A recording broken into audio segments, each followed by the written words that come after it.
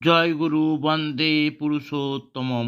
উমাদাস শ্রী ঠাকুরকে বলছেন, পুরুষোত্তম যে সর্বদা পৃথিবীর বুকে থাকেন তা তো নয়। তিনি যখন থাকেন না তখন মানুষ তাকে কিভাবে ধরবে? শ্রী ঠাকুর বলেন, ধরা মানে দীক্ষা নেওয়া। যুগ পুরুষোত্তম ভাবে ভাবিত, অনুরঞ্জিত, নিষ্ঠাবান, আচারবান, তদ্গতি চিত্ত ঋত্বিকের কাছ থেকে ওই পুরুষোত্তমের প্রবর্তিত দীক্ষায় দীক্ষিত হয়ে ওই পুরুষোত্তমকে ইষ্ট মেনে তার পথে চলবে। তবে ভাগ্যবান তারাই যারা তাকে রক্তমাংসে সংকুল নরদেহ পায়, তাকে পাওয়া সার্থক হয় তাদের।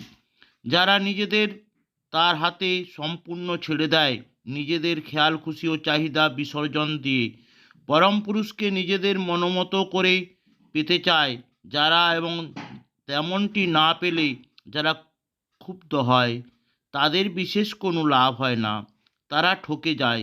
কিন্তু যতই কষ্টই হোক, যারা নিজেদেরকে তার মনোমতো করে গড়ে তুলতে রাজি থাকে, তাদের আর ভাবনা নেই। এক জীবনে আত্মনিয়ন্ত্রণের দিক দিয়ে তারা যতখানি অগ্রসর হয়, শত শত জীবন সাধনা করেও মানুষ তার ধারে কাছে এগোতে পারে না। আকাশের ভগবানের প্রতি অনেকে অনুরাগ ও আনুগত্য দেখাতে পারে, কারণ নিজের মর্জি মতো চলবার অনেক অবকাশ থাকে সেখানে। কিন্তু জীবন্ত ভগবান যখন সামনে দাঁড়িয়ে চলনা করেন, মানুষকে যখন বোঝা যায় তার পথে চলতে তারা রাজি কতটুকু, তার প্রতি চাই প্রতিরোধ শূন্য অনুরাগ। তার নির্দেশ যেটা যে যতটুকু ভালো লাগবে সেটা ততটুকু পালন করবে, যা ভালো লাগবে না তা এড়িয়ে চলবো, এতে চলবে না।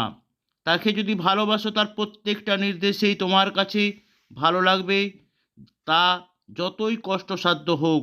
মানুষ যে ইষ্টের প্রত্যেকটি নির্দেশ হাসি মুখে মাথা পেতে নিতে পারে না, তার কারণ প্রত্যেকের কতগুলো পোষা বা প্রিয় দুর্বলতা থাকে, সেগুলোর উপর খুব বেশি হাত পড়ে তা তার কাছে খুব বাঞ্ছনীয় নয়।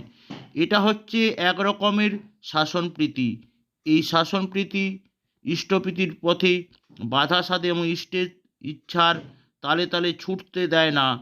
যারা ওদিকে ভ্রূক্ষেপ না করে বরং ওর প্রতি নির্মম হয়ে বেপরোয়াভাবে ইষ্টের প্রতিটি ইচ্ছা পূরণ করে চলে, তাদের স্থূল সূক্ষ্ম সব রকমই দুর্বলতা অভিভূত যেমনভাবে যে কেটে যায়, তা তারা ঠাউর করতে পারে না।